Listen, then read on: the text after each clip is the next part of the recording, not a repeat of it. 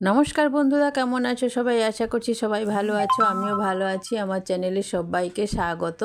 আমি আজকে সানডে কী রান্না করলাম সেটাই তোমাদের সাথে শেয়ার করছি। প্রথমে আমি রান্না করব একটু পুঁই শাক ভাজা।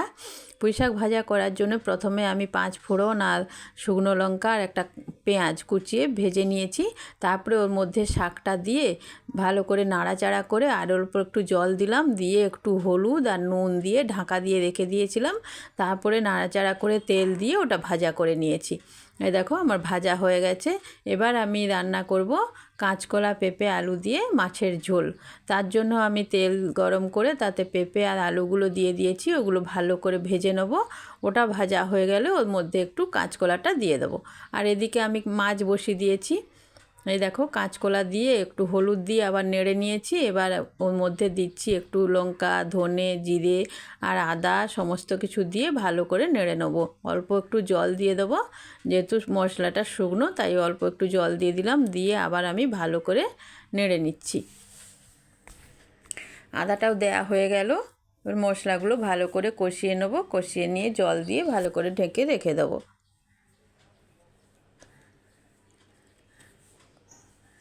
সমস্ত মাছও আমার ভাজা হয়ে গেছে। এদিকে সবজিগুলোও নাড়া হয়ে গেছে মশলার সাথে। এতে জল দিয়ে দিলাম।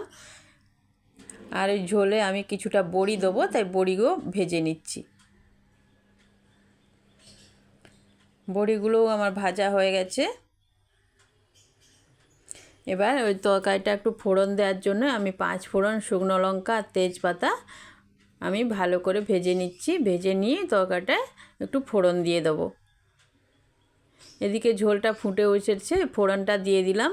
সব একসাথে সেদ্ধ হয়ে যাবে। ফোড়ন দিয়ে ঢাকা দিয়ে রেখে দেবো সবজিগুলো সেদ্ধ হওয়ার জন্যে।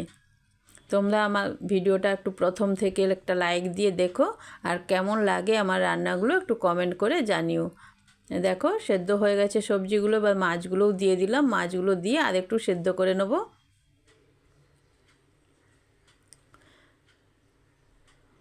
ঢাকা দিয়ে রেখে দিলাম। কিছুক্ষণ পরে খুলে আবার আমি বড়িগুলো দিয়ে দিলাম। বড়িগুলো দিয়ে অল্প একটু ফুটিয়ে আমি বন্ধ করে রেখে দেবো।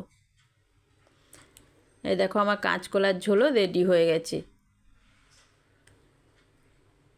কাঁচকলার ঝোল হয়ে গেল। এবারে আমি করব একটু আমশুটোর চাটনি। আমশুটোটাকে আমি আগে থেকে জলে ভিজিয়ে রেখে দিয়েছি। এবার কড়াই অল্প একটু তেল দিয়ে 5 ফোড়ন আর শুকনো লঙ্কা দিয়েছি। দিয়ে ওটা ভালো করে ভেজে নিয়ে এই যে আমশুটোটা ভেজানো আছে এই জল সমেত ওতে আমি দিয়ে দেবো। এবার এতে অল্প একটু হলুদ দেবো, আর একটু জল লাগবে, একটু জল দিয়ে দেবো।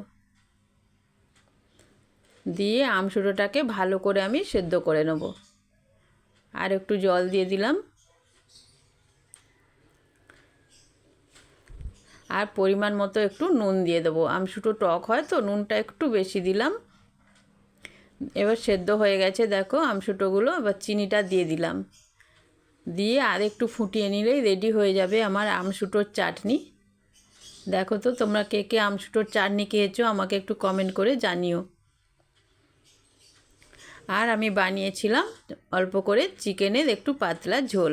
ঝোলটা আমি সেইভাবে আর দেখালাম না, সবাই তো বানায়, অনেকবার দেখানো হয়েছে, তাই ঝোলটার রান্নাটা আর দেখালাম না। এই যে আমার ঝোল হয়ে গেছে। এবারে আমি ওপর থেকে একটু গরম মশলা আর ধনেপাতা ছড়িয়ে নামিয়ে নেব। রেডি হয়ে গেছে চিকেনের ঝোল।